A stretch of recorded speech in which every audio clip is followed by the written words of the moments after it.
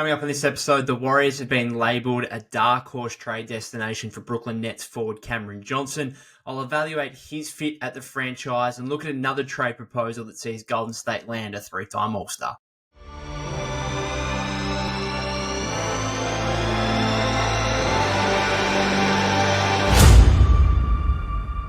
Welcome back to the Golden State with Mates podcast. Hope you're all having a good start to your week. Quick update from me. I played my first game of competitive organised basketball in about 7 years, I think, last night, which I was a bit apprehensive about, no doubt, not only because I haven't played for that long, but because it's 6 weeks today since surgery on my broken collarbone. So I was very nervous about going out there. I go back to the surgeon tomorrow. I probably shouldn't have been playing, but I had a mate ask me after the game last night, how'd you go? How'd your arm pull up kind of thing? And I said to him, it's funny how you get into a competitive environment like that and any thought on any injury or whatever kind of goes out the door and you just play on adrenaline, because I can absolutely, I'm not 100% with my collarbone, with my right arm at the moment, nowhere near it. But again, you go out there and having grown up, particularly playing Australian rules football and stuff like that, it's very much a see ball, get ball mentality. So particularly when it comes to rebounding, the ball's there, I'm putting my right arm up in a way that I normally can't, based purely off adrenaline and being in that competitive environment. But most importantly, we got the win, 49-48. It was the first time we played together. Group of 6 of us. We had a couple out last night that we'll normally play moving forward. But first game of the season, got a 49-48 1-point victory. Came up clutch in the fourth quarter. Well, actually, that's not true. We nearly choked it out. I think we took some time to get going in the first half. We were down 17-9 at the end of the first. Brought it back to 26-22 at half, and then went on a big run in the third quarter. I think the third quarter was 17-2, and we led 39-28 entering the fourth, and then we did our best to choke it. I think they went on a 10-0 run to start the fourth, and ultimately we end up getting the win 49-48. Last 2 plays, I turned the ball over on offense to start with, which I think was one of 3 turnovers I had for the night. And then on their final offensive possession, as they were looking to get the go-ahead basket, I got a steal, which was clutch. I was actually surprised, again, the fact that I hadn't played an organised game for 7-8 years, and the fact with the collarbone, I was actually happily surprised with how I played, to be honest. Ended up with 12 points. We had a pretty multifaceted team display, I suppose. We had another guy score 13 points. Another teammate scored 12 points, so 3 of us scored 12 or 13 points, and it was quite different to the other team who had a guy scored 26 and another guy scored 16, so 42 of their 48 points came from 2 players. But good to get the win, and it was great fun, and most importantly as well, got through unscathed, no issues with the arm, feel all right this morning. So fantastic to be back out there playing and running around with some mates and having some fun. Anyway, we'll get into some Warriors basketball, the latest here, which there isn't too much. We're getting to the dead part of the off-season, there's no doubt about that. I don't know if I'll still be able to do these podcast episodes every couple of days, or whether or not I might push it back to every 3 or 4 days. Obviously, it'll just depend on what news comes out, because it is a bit of a slow drag at the moment. There's no doubt about that. And at this point, we are just waiting on the Lauri Markkanen stuff, which, again, as I said on last episode, is still 2 weeks away, essentially, with that August 6th extension eligibility date for him. We had Zach Lowe go on NBA today and reiterate that the Warriors are still in the mix for Lauri Markkanen. That's nothing new. We know that. I said on last episode, my belief is that this is going to just come down to the wire, essentially, and we're not going to hear anything over the next few days. It's going to be like we see at the mid-season trade deadline. It's going to be nothing really until the last 24, 48 hours. That August 6th, as I labelled it on last episode, is a trade deadline as such, and either the Jazz will keep Markkanen and look to extend him, or they'll trade him to the Warriors or elsewhere. That's basically what it will be. And until that, we've just got to wait and see what happens. And we'll be getting these. I'm sure we'll certainly get updates in the meantime. But again, like Zach Lowe going on NBA Today and saying they're still in the mix for marketing. Of course, we know that. We understand that. That's been the case for weeks now. So I don't think there's going to be anything too fresh. I'm happy to be proven wrong, but at this point, we're just waiting on a notification of a trade, really. And otherwise, we might get a notification on August 6th that he has renegotiated and extended his contract with the Jazz, which would take him out to obviously not being able to be traded until February 6th, which is the last day before the mid-season trade deadline. And of course, if he signs the extension beyond August 6th on August 7 or whatever later on, then that means he can't be traded till next off-season. Other news as such, Brian Lewis of the New York Post reporting that the Warriors are a dark horse team for Brooklyn Nets forward Cam Johnson. Of course, there's going to be a number of suitors for Cam Johnson, a 39.2% three-point shooter on his career, nearly 6 attempts per game, 6'8", good size. I can see the intrigue for the Warriors as part of a front court that really lacks three-point shooting. That's entirely the reason, or not entirely the reason, but part of the reason why they're going over after Lauri Markkanen at the moment. Obviously, they need shooting in the front court. You're talking the likes of Jonathan Kuminga, Draymond Green, Kyle Anderson, Trace Jackson-Davis, Kevon Looney, not three-point threats whatsoever. Even someone like Andrew Wiggins, who shot an average, I think it was 35.8% last season. That's probably around league average, but that's the worst of his kind of 4-year career at the Warriors, where he's more so been in the high 30s, closer to 40%. And very inconsistent over the course of last season, at least to begin the season. And then he started to get going and started hitting some shots towards the end of the season. But the Warriors certainly do need a bounce back season from Wiggs if he remains with the team, obviously. And much of that will be to do with his three-point shooting and trying to get that back up towards 38, 39% rather than the 35, 36% that he was last season. So I can see the interest in Cam Johnson. My issue is he's just and this is the whole discussion, if ultimately the Warriors can't get Markkanen, do they look elsewhere, or is it just a case of waiting for another star that is an ideal fit for them becomes available? Because we know there's other quote-unquote stars on the market in the form of, Brandon Ingram or someone like that. But again, I spoke about Ingram in the past as someone who I don't think is a fit for the Warriors necessarily in their system.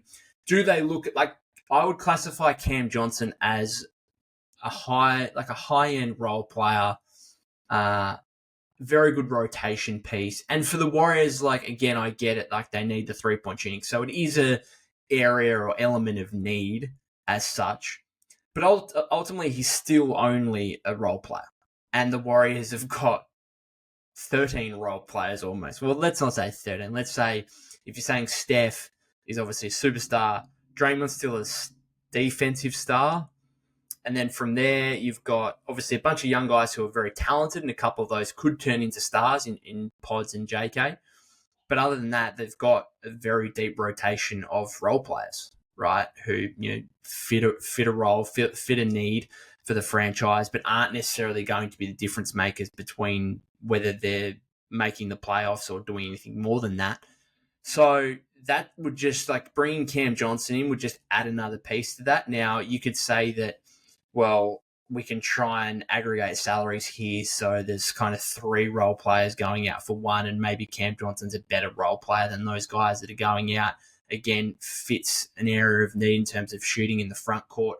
I get all these things, but it would actually still create kind of a glut of forwards. And unfortunately, he's not going to be starting over Draymond or Wiggins or Kuminga. He's not going to be starting over any of those 3 guys, in my opinion. I wouldn't have thought so. And therefore, would the Warriors be willing to pay? He's got 3 years, nearly $70 million left on his contract. You're paying over $20 million a season for this guy. Are the Warriors, who have just got themselves out of tax hell under the second apron, now up against the first tax apron, are they going to be willing to pay over $20 million a season for a 6th or 7th man? I just don't think they're doing that. I think the Warriors have done a fantastic job this offseason of getting bench guys who are on really good contracts. DeAnthony Melton, $12.8 million, has the opportunity to start. I think he probably should start. I can see, obviously, there's a big argument, a big push for Pods if he remains and isn't involved in a market and trade. Buddy Hield is another who is on a fantastic contract. What is he, 4 years, less than $30 million? Obviously, there's player options, team options, and whatever else in those last couple of years. But that's a great contract. Kyle Anderson, 3 years, 27, great contract. Like, the Warriors are really filling out their bench and getting these deep rotation pieces on good contracts. I don't think they're just going to go and add or trade for a sixth or seventh man that's making over $20 million. It's just not going to happen. And again, like, how is he going to start if that's the case? Like, is he going to start over Draymond or Kuminga or Wiggins? I just don't think so. Now, the other thing I suppose they could do is if they want to try and get a package deal of him and Dorian Finney-Smith, and where they send out Wiggins and then Finney-Smith comes in for kind of the defensive element, and maybe Johnson could start in place of Wiggins in that scenario. I don't know. But, I mean, that salary does make it difficult to trade for. Like, it would almost have to be Wiggins, if not can a combination of Looney, GP2, that's 17.1, Moody at 5.8, gets them to, 22.9. I think that works from a trade standpoint, but I don't think it works from, they're $500K under the first apron, and they're hard capped at that. So, although that's eligible, I don't know, it'd be close. They might be able to do that, where it's like Moody, Looney, GP2. But ultimately, you want to use those contracts, I think, in a trade for a star player. Like that, those are handy contracts to have on the books in the case of GP2 and Looney for trying to get a star level player. Right, because you got to understand, even if they try and, like, obviously most stars are making in excess of $40 million. That's what makes them a star player, and they command that kind of money, which is, again, why Markkanen's so attractive at his mark of $18 million for next season. But if you need to get to, like, in excess of $40 million, then you're talking about Wiggins at 26 and then needing to add a couple of mid-tier salaries on top of that, like Looney, like GP2. I'm also going to be interested, while I'm just talking about those mid-tier contracts, I will be interested come the mid-season deadline, or December 15, when the likes of Melton, Buddy Hield, Kyle Anderson become trade eligible, because all of a sudden, if a star becomes available kind of December, January, early February, then the Warriors will have even more flexibility to go out and use those guys and their contracts and deals as well. Of course, they can't do that up until December 15, I think it is. So it's, again, the interest in Cam Johnson, I get it, but I just think the financial situation of it, the contract, just makes it, first of all, it makes it difficult to orchestrate a trade where both teams get value, because, again, like, if Wiggins, I don't think the Warriors should trade Wiggins for Cam. If it was a straight swap, if it was Wiggins for Cam Johnson, I don't think the Warriors should do that. I'd rather bet on Wiggins having a bounce back season, though obviously is still going to need his defense. He's a far better defender than Cam Johnson. Cam Johnson, way better shooter. I get it, no doubt. But I think the Warriors need Wiggins' defense more so. And again, I'd be banking on him having a bounce back season. And then from a Brooklyn standpoint, you've got the fact that they would want picks on top of that. Like, they wouldn't do a straight swap. They want picks out of Cam Johnson. They want to try and replenish and stockpile as many picks here going forward in the next couple of years. They're going to want at least a first-round pick for Cam Johnson, if not more. They're going to want at least a first-round pick, if not more, for Dorian Finney-Smith. They're not going to take on bad contracts without getting additional draft assets. And Andrew Wiggins' contract right now is seen as a bad one. So they're not going to do a straight swap. It's like neither team would do a straight swap in that scenario. And so, again, would it come down to Looney, GP2 expiring salaries, and Moody? That's essentially saying it's Moody for Cam Johnson. I actually could, I could see that. I could see that. But again, like, the Warriors adding the salaries of GP2 and Looney. As I said on last episode, I don't want to count GP2 and Looney as nothing. Like, it's easy to just throw them into these trades as the salary filler, but I think it's unfair. I think it's really unfair when those guys are proven championship pieces in the past. And in like 2 years ago, not 5, 6, 8 years ago, 2 years ago. They were proven championship pieces. In the case of Loon, he was a genuine important playoff piece just over 12 months ago. In the case of GP2, he's still the Warriors' best perimeter defender. So when we throw these guys in as just salary filler, that's a little bit unfair. That's a little bit unfair on what they've done for the franchise over the past few years. So I think that's important to note. But I could see a trade where the Nets are interested in like Moody and a second round pick for Cam Johnson. And then, of course, the Warriors would have to, after all I've just said, they would obviously have to include Loon and GP2 in that as well. But is it a home run deal? No. And I'd prefer to use those salaries in a trade for a better player, a player that is going to impact your chances in a far greater manner than Cam Johnson would. Because again, you're talking about paying a guy that's probably going to be a sixth or seventh man over $20 million.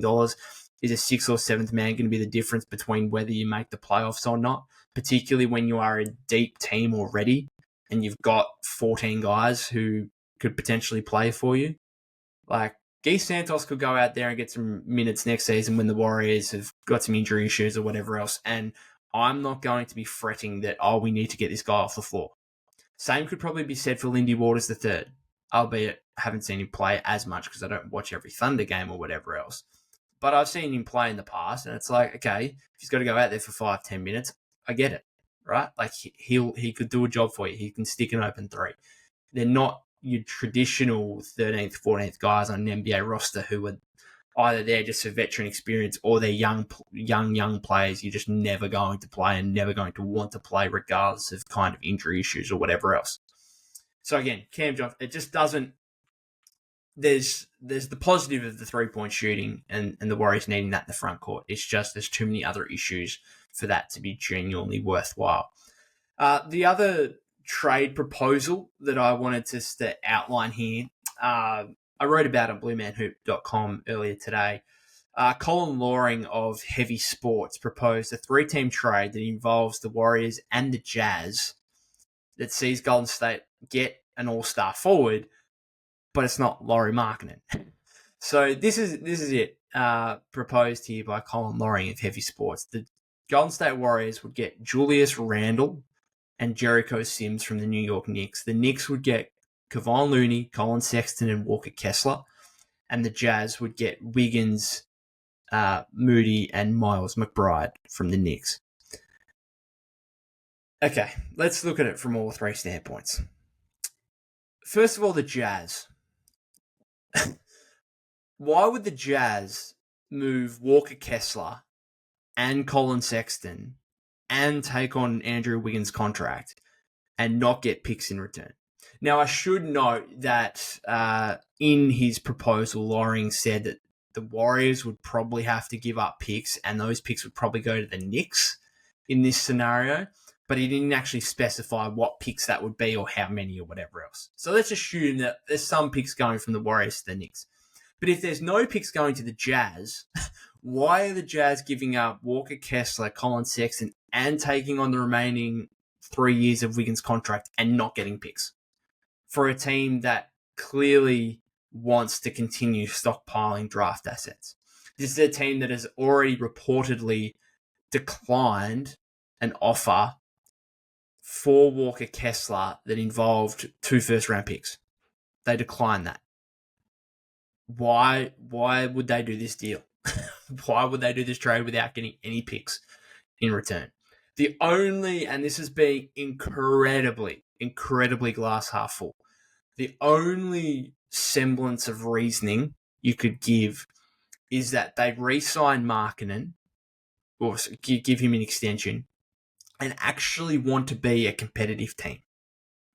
And so maybe they think Wiggins, Moody, McBride are all good rotation pieces, can all help winning, who, along with Markkanen, would help. But then in that instance, why are you giving up Kessler and Sexton, who can also help? So even that doesn't really make too much sense. And again, not getting any picks in this deal, that's just not. And if you get Wiggins, Moody, and McBride, cool. you're still probably not making the play-in tournament. You're still a bum average team who is just ruining your chances of getting a high pick in next year's draft. Like, it doesn't make any sense. And then from a Knicks perspective, like Julius Randle has his critics. There's no doubt about that. I'm not a huge Julius Randle fan by any means, but he does give you 20 points and at least 8 or 10 rebounds on a nightly basis. Like, I think he's averaged at least 19.5 points in each of his last 6 seasons, and he's averaged over 24 in 3 of those seasons. He's an all-star in 3 of the last 4 years. He was a All-NBA third-team member just over 12 months ago. Obviously had his injury concerns this year, limited to 46 games, had that shoulder surgery, which placed him out for the rest of the season, saw him miss the Knicks playoffs. He's an important piece to them, and I think the fact that they were able to get to the second round and be competitive, and Brunson went off, and now they've just traded for Bridges and stuff like that, I think we've forgotten about Randle's importance to the Knicks. Now, does it make him expendable to a degree, and could the Warriors, like, realistically possibly get Julius Randle? Maybe. But it doesn't mean that the Knicks are going to give him up for nothing, right? He's also extension eligible, so you'd have to work that out. But again, from a Knicks standpoint, giving up Randle is not nothing. Like, he is a very, very productive all-star level NBA player. And then you got Miles McBride, who had a breakout third season in the league, averaged 8.3 points, shot 41.4% from three-point range. Their best young player. So you're talking about an all-star and a really good young three-point shooter for a really good young center. Okay, I get that, and they need that. That's what they lack right now. Mitchell Robinson, incredibly injury-prone, and really lacks center depth behind him. Isaiah Hartenstein, obviously leaving for the New York Knicks on a 3-year, $87 million contract. They do need to sort their center situation out. So in this scenario, they do get Kessler and Looney to cover that. And they get Sexton, which provides them a bit more ball handling and scoring punch off the bench. I get it. But again, is that worth giving up an all-star in Randle? Is it worth giving up a young player in Miles McBride? It's just not. Like, it is not. And it's not like Looney and Kessler are top-tier starting centers. Like, I think Kessler can get there. I really like him. I wouldn't be against him being involved in a marketing trade if that duo heads to the Warriors. Absolutely. I don't think he's a must for the Warriors by any means. I think he'd be really good for the Knicks, but not for Julius Randle and Miles McBride. Right. So I just don't think the Knicks would do it either. The Warriors, is it worth going Moses Moody? Sorry, is it worth giving up Moses Moody and Loon to go from Wiggins to Randle? Plus, and this is without even thinking about the picks that you would have to throw in to go to New York, potentially. So, excluding the picks, is it worth giving up Moody and Looney to go from Wiggins to Randle? I don't think so. Is Randle a better player than Wiggins right now? Of course he is. No one's doubting that. Like, again, the guy's averaged, been an all-star 3 of the last 4 years, averaged over 24 points in 3 of the last 6 seasons, All-NBA third team in 2023. Like, yeah, that's an upgrade from just a player-by-player comparison. But is it an upgrade for the Warriors? No. Because you've got, obviously, a starting player in Randle who is, yes, can be your kind of secondary offensive scorer and creator next to Steph, but who is a 6'8" forward and would be coming in alongside Draymond, alongside Kuminga.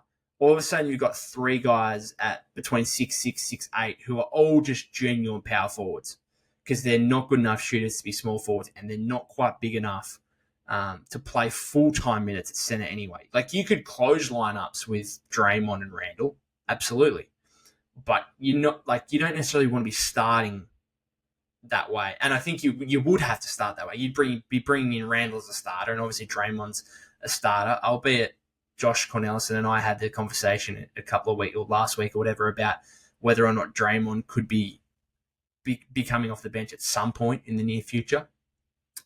But I just don't see how you've got those 3 guys, Draymond, Kuminga, Randle, and they're all needing to play 30-plus minutes, essentially, how that would work. Randle comes in, yes, secondary offensive scoring and creation next to Steph, but next to Draymond, he's not a rim protector by any means, and he can shoot. He does. I think one of the big criticisms of Randle is he takes too many threes. Like, he's kind of a high volume 3-point shooter for his position, but he's not a good three. He's like 33% on his career. He's not a good 3-point shooter by any means. Like, teams are happy to let him fire away from deep because he still does his best work on the interior where he can use his size and power. So it just doesn't make any sense from a fit standpoint, aside from the fact that, yes, you're getting another guy who's, constantly averaging over 20 points a game to pair with Steph. So it doesn't make any sense from all three sides, I don't think. And then, Wiggins, again, we can criticize him for his play last season, but when he's up and running and somewhere near his best, perfect fit for the Warriors, perfect fit. And this is why the whole time dating back to before the midseason deadline is he holds so much more value to the Warriors than rival teams because of how well he fits. It's like, if he's up and running, you can just lock him away. Starting small forward, 3-and-D, great, right? That's who he is. And that's why he still holds so much value to the Warriors because, again, player-by-player comparison, Julius Randle is a much better player right now than Andrew Wiggins. No one's arguing that. But specifically for the Warriors, Wiggins is a much better fit than Randle. No doubt about it.